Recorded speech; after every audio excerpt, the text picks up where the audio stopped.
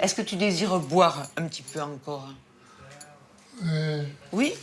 Yolande, 69 ans, s'occupe seule de son époux Roger, 88 ans, atteint de la maladie de Parkinson.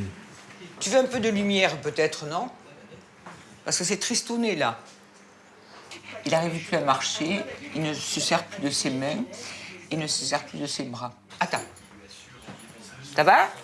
Pour régler les frais médicaux, le couple doit verser 1 000 € par mois sur un revenu mensuel de 1 900 €.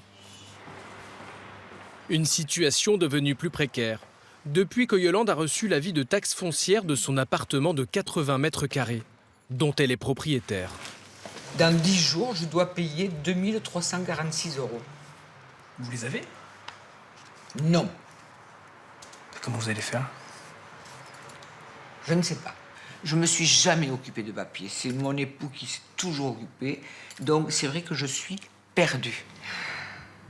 Je n'en dors pas. J'en fais des cauchemars. Pour moi, c'est quelque chose, je ne m'y attendais absolument pas. Vous avez peur de quoi? Ben, j'ai peur de tout perdre. J'ai peur de, si je ne peux pas, de vendre éventuellement l'appartement. Yolande était coiffeuse à domicile. Son mari fabriquait des pièces automobiles de course. Avant la maladie, le couple profitait d'une retraite paisible, faite de voyages et de sorties familiales. On était heureux.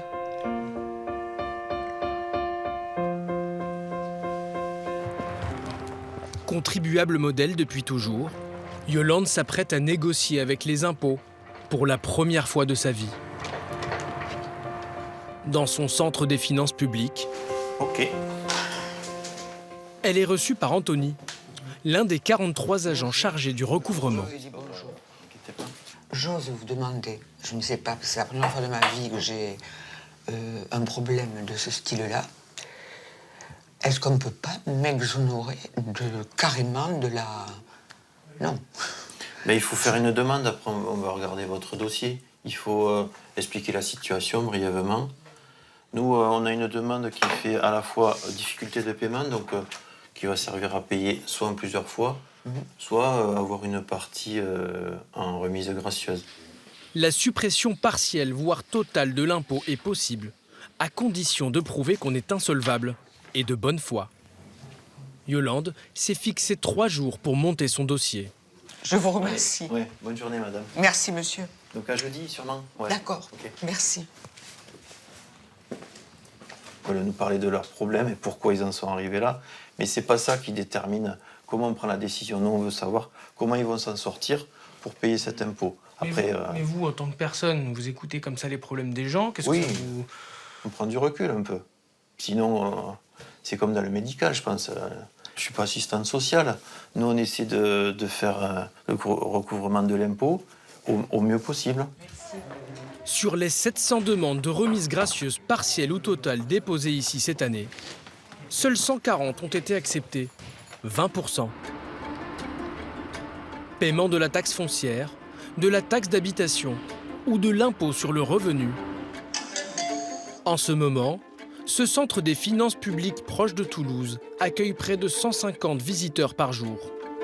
Guichet 234. Merci. 4 fois 116, il y a 466, donc alors après ça... Face aux agents dont la mission est d'abord de remplir les caisses de l'État, cette année, beaucoup de contribuables acculés viennent marchander.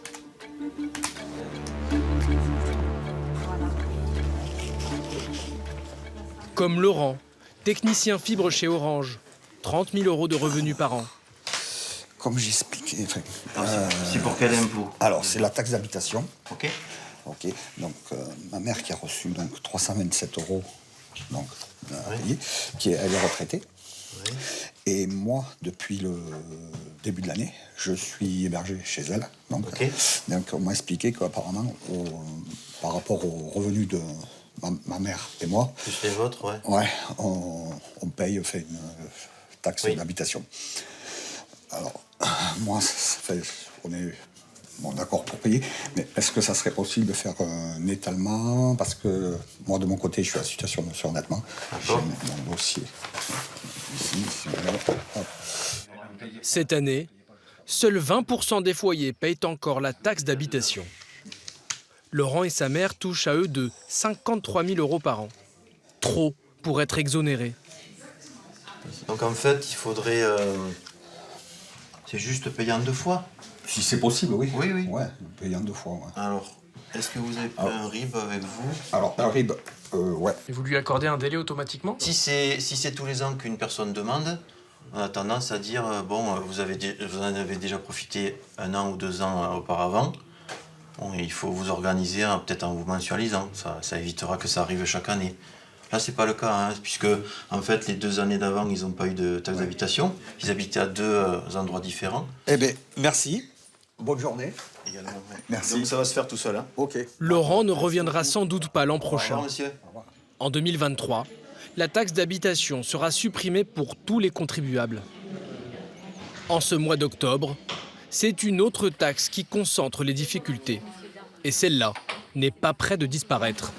C'est pour la taxe foncière. Damien et Christelle sont propriétaires de leur logement, comme 6 ménages sur 10. Donc on va se mettre là. Damien a perdu son emploi dans l'aéronautique. Ouais, c'est ça, ouais. Il a retrouvé un poste, mais payé 30% de moins. Ah, je vous écoute. Alors moi je me vois pour ma taxe foncière. D'accord. La taxe foncière du couple cette année s'élève à 1 725 €. Alors ce qu'on peut vous proposer, c'est de le payer en 3 fois. Ah, c'est pas possible en 3 fois. Ouais, ça va être... Ah non. C'est toute l'année si c'est possible. Ouais. Ah, je peux pas. Hein. Je suis employé de mairie au SMIC, c'est pas possible. Et c'est votre première taxe foncière ou c'était... Ah non, c'est la première fois du moins que ça m'arrive. Ah oui. Parce qu'il y a eu une grosse augmentation par rapport à l'année dernière. Une grosse augmentation et puis un changement de vie. Ça fait 1 an et demi que je rentre dans une mairie. Avant, je pouvais subvenir à mes besoins mieux que ça, on va dire. Maintenant, je peux plus. On peut aller jusqu'à 6 fois. Ouais. Donc Si même 7 fois, moi, ça me dérange pas. 7 fois, le plus qu'on peut faire. On peut aller jusqu'à 6. Et du coup, ça ferait 287. Je vais aller chercher un imprimé, puis on va remplir tout ça ensemble. Ça va le faire. Il faudra On va le faire. Faudra bien. Avant, je gagnais plus, donc je pouvais mettre un peu plus. Et puis cette année, non. Après, facture, un changement à la maison et beaucoup de choses qui ont fait que quand on arrive devant l'échéancier, on n'a pas l'argent, quoi, tout simplement. Après, peut-être que c'est moi qui me suis mal pris au début de l'année pour économiser, mais bon, là, au bout d'un moment, on se serre la ceinture et puis au bout d'un moment, on se dit on peut pas payer quand même, quoi, je veux dire. Et vous souhaitez vous mensualiser pour l'année prochaine pour éviter... Oui, on fait pareil dans la lancée, oui, comme ça, il n'y aura plus de complications. Bon, ok, monsieur. On vous remercie bien. Déjà. Cette année, la taxe foncière a augmenté en moyenne de 6%. Pour certains contribuables, la hausse est encore plus forte. Près de Toulouse, dans ce village de 1500 habitants, le centre des impôts tient une permanence 1 matinée par semaine. Philippe et Marie, retraités, ne comprennent pas comment leur taxe foncière a pu doubler. L'année dernière, ils ont aménagé une partie de leur maison en studio pour le louer. De gros travaux, mais pas de surface en plus. L'année dernière, on avait 300 mètres carrés, on payait 1100. Hein, et puis là, cette année, on a toujours 300 mètres carrés, mais on paye 2005. Donc il y a bien un problème, quoi. Je veux dire, je comprends pas. La taxe foncière est un calcul complexe qui prend notamment en compte ce que vaudrait le bien à la location. Et pour l'État, chaque détail compte. Vous faites des travaux, vous allez avoir 1 ou 2 pièces supplémentaires, salle de bain, ce genre de choses, le nombre de lavabos, le confort de la maison. Donc voilà, et là les valeurs locatives sont revues derrière en fait. Voilà. On a une petite retraite de la MSA qui est vraiment minime, on a 800, même pas 800 chacun, donc... non, mais vous inquiétez pas, je comprends, il n'y a pas de souci. On est surpris, quoi, je veux dire, de 1100 l'année dernière à 2005 maintenant, on est un peu surpris. Malheureusement, vous n'êtes pas les seuls, d'accord ? Vous n'êtes pas les seuls, bon voilà, après... Pas d'impôt normalement, hein, pas d'impôt supplémentaire, mais là on s'aperçoit qu'il y a tout comme montant. Alors encore une fois... Le montant de la taxe foncière ne change pas en fonction des revenus du propriétaire. Certains, acculés, envisagent parfois des solutions radicales. Oui, c'est avec moi.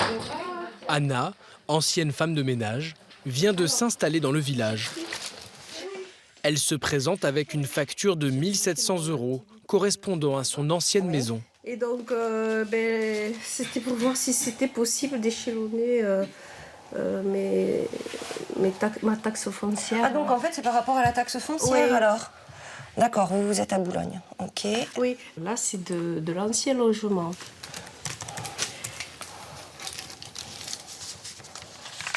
Mais vous dépendez pas de chez nous? Non? Ah non, Mais non. c'est pas ici. Le problème d'Anna ne sera pas réglé aujourd'hui. Ah, c'est à Muret. Et oui, c'est à Muret. Voilà. Elle s'est trompée de permanence. Anna ne parvient pas à payer la taxe de son ancienne maison, car elle a investi tout son argent dans cette bastide. Le rêve d'Anna et de son mari Jésus, ancien ouvrier spécialisé. Vas-y. Bonjour monsieur, Voilà. bienvenue à l'Ampelops, maison chambre d'hôte. Voilà. Entre l'achat et la rénovation, ils ont dépensé 350 000 € pour ouvrir cette chambre d'hôte. Voilà une chambre qu'on loue.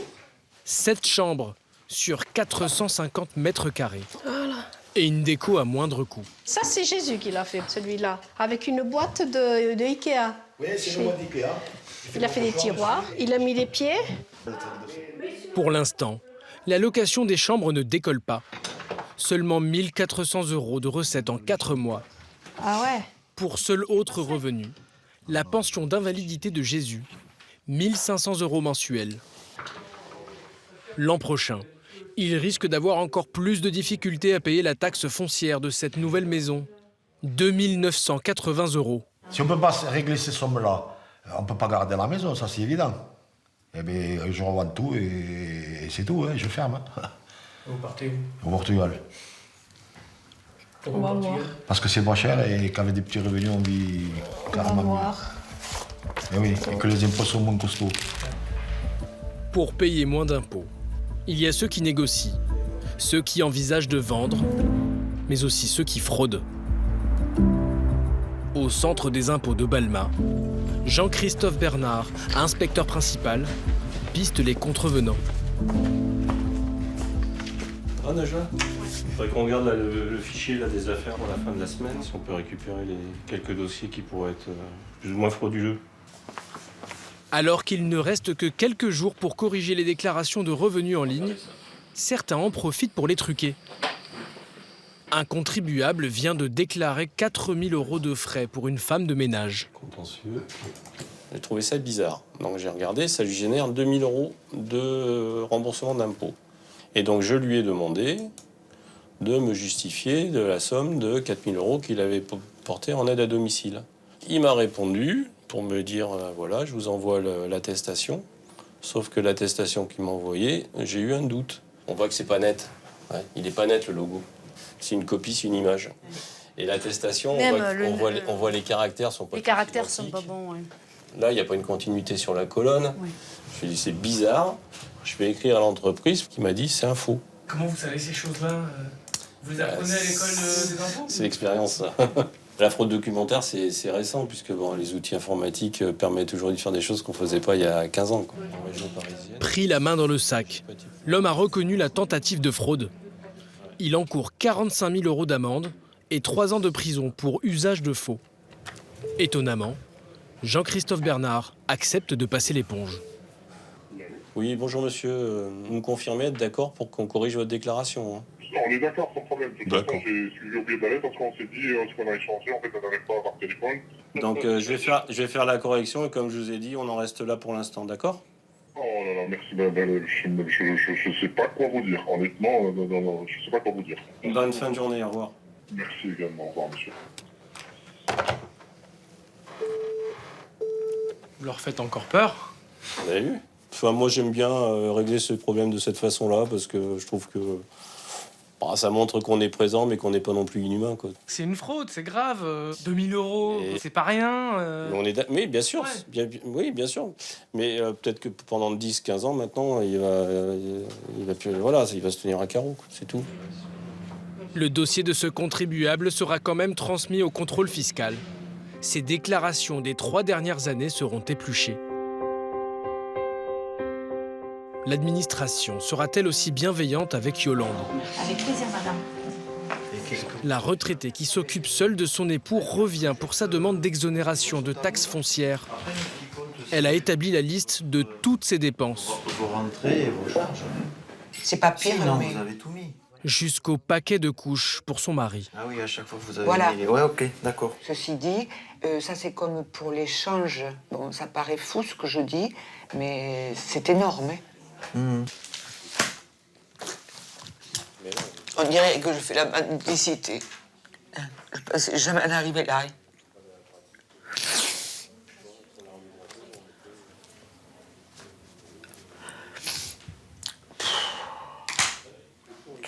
Excusez-moi. Je vous remercie, monsieur. Avec plaisir, bonne journée, madame. Et donc, j'attends votre courrier. Ouais, voilà, le courrier papier. Ok. Courrier papier, merci. Voilà. En tant qu'agent administratif, Anthony n'a pas le pouvoir d'accorder une exonération. Le sort de Yolande est entre les mains de l'inspecteur principal des impôts. Alors, particulier ce dossier. C'est pas simple. Enfin, si on met tout bout à bout, elle peut pas s'en sortir, cette dame. Elle n'a pas d'intériorité, il n'y a pas d'arriéré au niveau impôt, en tout cas. Ouais, donc déjà... Ça compte. Oui, ça compte. Ouais, tout à fait. Ouais, elle pense que ça va être passager, hein. Ouais. Ça veut dire que si nous, on lui donne un coup de main, ça... Je pense que ça suffirait. Espérons. De toute façon, jamais... ça va être compliqué. Donc en fait, moi, je suis obligé de lui laisser les ordures ménagères, 333. Yolande n'aura plus qu'à verser la taxe d'ordures ménagères. 2340. 333 €, étalée sur 10 mois. Ah, ça fait une remise de 2000 €. Ça arrive souvent, ça? Non. Ah non, non. Ça, c'est vraiment le cas qui est le cas de conscience, là. C'est vraiment un cas de conscience. Bah oui, c'est un cas de conscience. Là. Hein? On fait ça. Une exonération quasi totale, rarissime. Ce centre n'en a délivré que 8 cette année.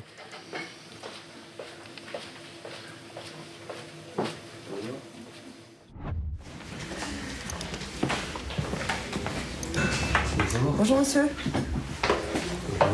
C'est une sorte de confessionnal. Un huis clos où Jean-Christophe va se mettre à nu, exposer sa vie, un peu comme chez un psy. Ça fait 3 ans que je suis en galère, enfin 3-4 ans que je suis en galère à cause de ma séparation, j'ai tout perdu quoi. Donc voilà, le travail, ma maison, mes enfants, voilà quoi. Face à lui, Joël n'est pas thérapeute, mais agent de recouvrement des impôts à Caen. Jean-Christophe, manutentionnaire, vient carrément demander un effacement total de sa taxe foncière de 608 €. Qu'est-ce que vous voulez pour votre taxe foncière?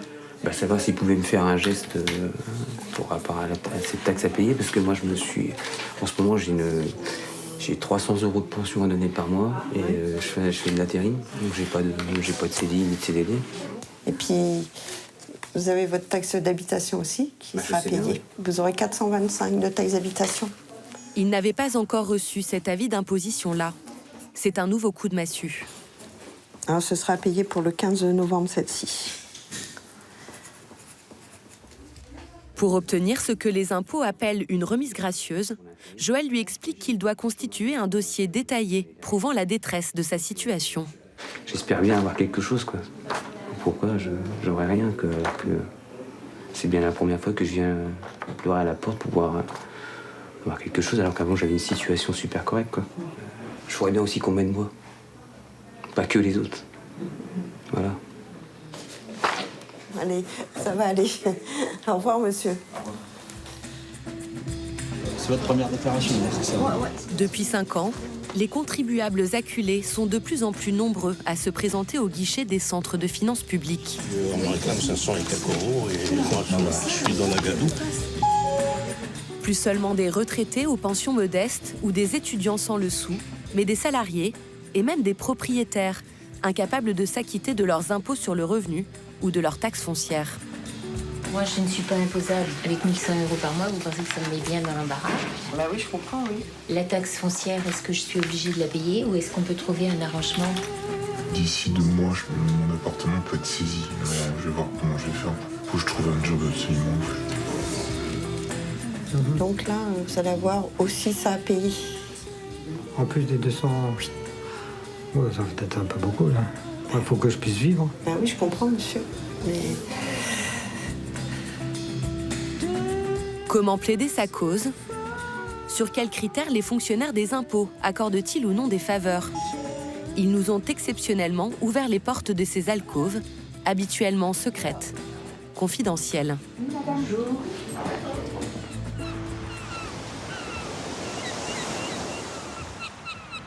Après son divorce il y a 2 ans, Jean-Christophe a acheté cette maison plus petite pour recevoir ses 2 enfants, un week-end sur 2. Mais juste après l'achat, il découvre que le bien a des défauts. Un dégât des eaux le fait plonger financièrement. L'eau est coulée là, tout le long ici. Ça correspondait à la salle de bain qui est là-haut. Et ça fuyait énormément, quoi.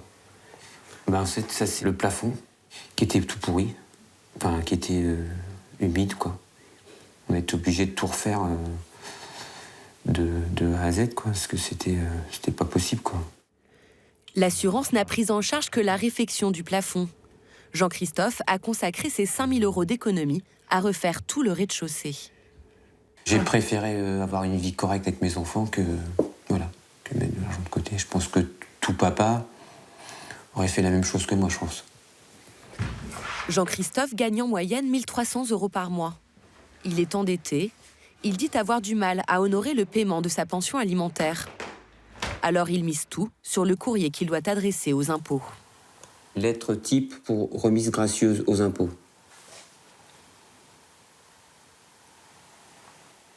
Comme nous, on n'a pas forcément l'habitude de faire ces trucs-là, donc on a bien avoir des infos, comment écrire sa lettre, qu'est-ce qu'il faut mettre, et savoir tourner aussi notre lettre pour que ça puisse au moins les toucher et puis qu'ils puissent au moins utiliser notre dossier, quoi. Jean-Christophe doit aussi joindre les justificatifs de toutes ces charges. Il devrait obtenir une réponse dans moins d'1 mois. Au Centre des finances publiques de Caen, on rencontre aussi des parents qui viennent plaider la cause de leurs enfants, pourtant majeurs. Monsieur, dame. Daniel et Patricia sont ouvriers retraités. Ce sont eux qui vont payer tous les impôts de leur fils de 30 ans, car sa petite entreprise de téléphonie a fait faillite. Ils espèrent obtenir un délai de paiement. C'est la première fois qu'ils demandent à payer comme ça, en 3 fois. Pour les impôts, puisqu'il n'y en a jamais eu. Grâce à son logiciel, Joël peut accéder au passé fiscal de tous les contribuables du Calvados. Mais il a eu des délais pour sa taxe d'habitation l'année dernière. Oui. Il faut qu'il fasse attention pour cette année, parce qu'il risque de ne pas avoir de délai pour sa taxe d'habitation. Ah ouais. On donne les délais qu'une seule fois. D'accord. On ne peut pas reconduire tous les ans. Ah non, c'est pas possible. La taxe d'habitation, donc ça sera... Parce que je pensais la demander en 2 fois, ça sera non. Et c'est vous qui paierez aussi la taxe d'habitation? On va tout. On va tout parce payer. qu'il a du foncier aussi. Hein. Oui, je sais. Oui. L'effort est énorme pour Daniel et Patricia, qui touchent chacun une pension de 1 800 €. De toute façon, on se serre la ceinture et on n'a pas d'autre solution. On ne laissera pas nos enfants à la rue. Tant qu'on peut, on le fait, mais bon, c'est vrai que c'est... Parce qu'on a moins de charges, on a notre maison. On vient payer. Oui. Pour les 1 000 € d'impôt sur le revenu de leur fils, Joël leur a accordé un échelonnement en 3 fois. 380. Ils doivent faire le premier versement tout de suite. Pour le reste des taxes, Daniel et Patricia devront écrire un courrier pour solliciter une nouvelle faveur. Des situations précaires, Joël en a vu des milliers défiler dans son confessionnal. La fonctionnaire pointe aux impôts depuis 41 ans et gagne 2 200 € par mois. Bon appétit. Bonne journée. C'est elle qui a choisi d'assurer l'accueil des contribuables plutôt qu'être à l'étude des dossiers. c'est le contact avec les gens que j'aime beaucoup, de recevoir des gens, de parler un petit peu. Puis c'est vrai que des fois, les gens nous racontent un peu leur vie, ça leur fait du bien. Donc nous, on a l'impression d'être utile à tout ça, quoi, les aider à surmonter des choses. Des fois, ils arrivent, ils sont paniqués parce qu'ils ont peur d'aller aux impôts. Mais ça vous détruit pas parfois, justement, d'avoir à être strict, d'avoir des consignes Ah oui, des fois, oui. J'aime pas trop ça, moi. Mais bon, après, il faut appliquer pour tout le monde la même chose. Donc, Surtout que cette mère de 4 enfants a elle aussi connu des coups durs. Après le décès de son mari, il y a une dizaine d'années, elle s'est retrouvée brutalement seule, à devoir assumer sa famille. Des fois, c'est angoissant parce que ça peut arriver à tout le monde. Ça peut arriver à tout le monde d'avoir des accidents de la vie et puis de se dire, eh ben, je vais pas y arriver, quoi. J'ai eu un monsieur, il y a 2 ans de ça, il est venu me voir et puis il me dit, voilà, j'ai travaillé toute ma vie, j'ai réussi à m'acheter mon petit appartement et là, je suis à la retraite. Je viens vous dire que je change d'adresse. Ben, oui. Et puis, il me donne quand même la même adresse. Je dis, c'est bizarre quand même. Il me dit, bah oui. Il me dit, je vends mon appartement, je vais vivre dans mon garage. C'est des gens de mon âge qui arrivent à la retraite comme moi. Et je me dis, mais ça me touche encore plus, quoi. Et Joël va encore avoir une après-midi chargée. Si certains sont en détresse financière, d'autres viennent rectifier des erreurs de déclaration qui peuvent coûter très cher. Linda, infirmière, pense que les impôts ont oublié de rattacher ses 2 enfants étudiants à son foyer fiscal, ce qui entraîne une augmentation de ses impôts de 3 900 €. Elle doit 6 100 € au fisc, 3 fois plus que l'an dernier. Ce que je voudrais, c'est que mes 2 enfants soient rattachés. Mais oui, ce que je comprends bien, mais ça n'a pas été fait. Ben, je sais pas. J'attends une réponse, ça fait 3 semaines. Et moi, ça m'empêche de dormir, je peux vous le dire. Ouais, là, oui. Le mari de Linda est cadre supérieur dans le domaine médical. Le couple se dit étranglé par les charges, malgré ses 5 000 € de revenus mensuels. Moi, ça me stresse parce que j'ai pas l'argent, autrement je vais être obligée de faire un prêt pour payer ça. Et bah oui, parce qu'au bout d'un moment, à force de payer des impôts, ben on peut plus. Moi, j'arrivais à la retraite, on avait fini de payer la maison. Et ben, voilà, toute notre vie, on aura des prêts sur le dos si ça continue, quoi. Et on profite de rien. Après examen détaillé de la situation, vous voyez avec mon collègue là, s'il vous plaît, madame. C'est un autre contrôleur qui donne le verdict. Il s'est rendu compte que c'est Linda et son mari qui ont eux-mêmes oublié de déclarer aux impôts le rattachement de leurs enfants. J'ai 3 enfants. Les enfants, voilà. On ne peut pas revenir en arrière.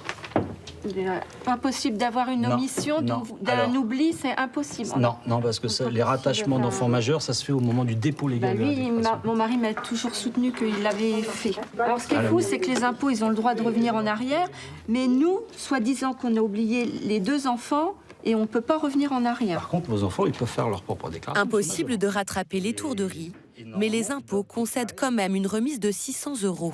Bon, merci. Vous êtes déçue, hein? Ah ben, même pas déçue, quoi. Je suis complètement dépitée.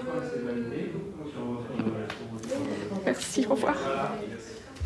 C'est beaucoup moins que l'annulation des 3 900 € que Linda espérait. Joël peut accorder des délais pour des sommes ne dépassant pas 3 000 €. Ça marche. Mais pour des délais plus importants et les remises, les décisions se prennent aux étages supérieurs. Gilbert Legret ne rencontre jamais les contribuables, mais il a le pouvoir d'abaisser ou non l'épée de Damoclès sur leur tête. Aujourd'hui, je touche seulement comme revenu les allocations de solidarité spécifiques. Entre ses mains cette fois-ci, une demande de remise totale de l'impôt sur le revenu de la part d'un agent d'entretien. 2016, 2015, pas de revenus quasiment.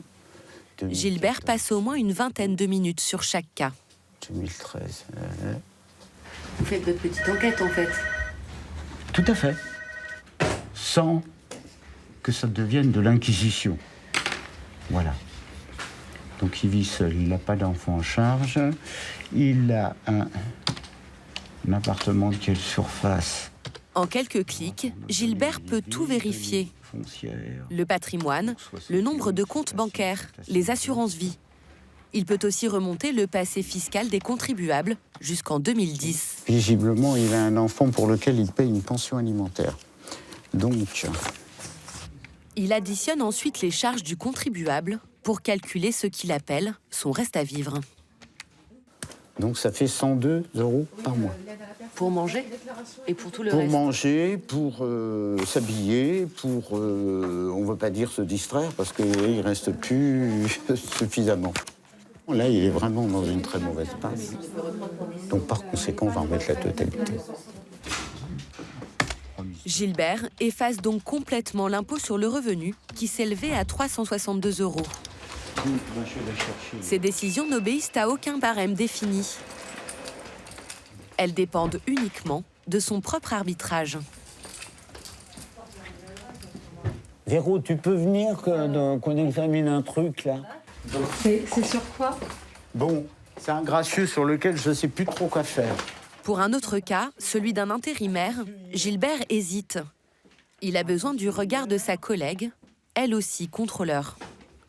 Il a déjà eu du gracieux les années précédentes. Ah oui. Il y en a une litanie. Il vit seul. Donc, il a 600... Et nous, on ne parle pas de pension alimentaire, des trucs comme ça. Il a 620 € de charge, c'est ça, et en revenu. J'ai pas tenu compte du crédit qu'il a. Les deux fonctionnaires n'ont pas toujours la même appréciation des dossiers. Bon, qui figure sur les comptes mais bancaires. Bon, tous les mois, il y a quand même 250 € qui partent en crédit aussi. Il avait encore des salaires. Une remise partielle, peut-être. Et un délai pour le reste. Ouais. Gilbert et Véronique décident d'accorder à l'intérimaire une réduction de la moitié de son impôt, soit 237 €. Je crois que cette personne, elle attend quand même beaucoup, étant donné qu'il lui reste 250 € par mois. Et c'est beaucoup de responsabilité que de se dire que la décision qu'on va prendre, appuyer sur tel bouton ou tel bouton, voilà, nous, après, on passe à autre chose. Et ça peut être catastrophique pour lui. Vous avez un impact énorme sur la vie des gens. Bah, moi, je pense, oui, tout à fait. Oui. Avec angoisse, Jean-Christophe a attendu une dizaine de jours la réponse des impôts. Sa demande de remise de la taxe foncière a été refusée. Les impôts ont considéré qu'en tant que nouveau propriétaire, il aurait dû anticiper cette dépense. Comme lui, l'année dernière, 700 000 contribuables français ont demandé une remise partielle ou totale de leurs impôts.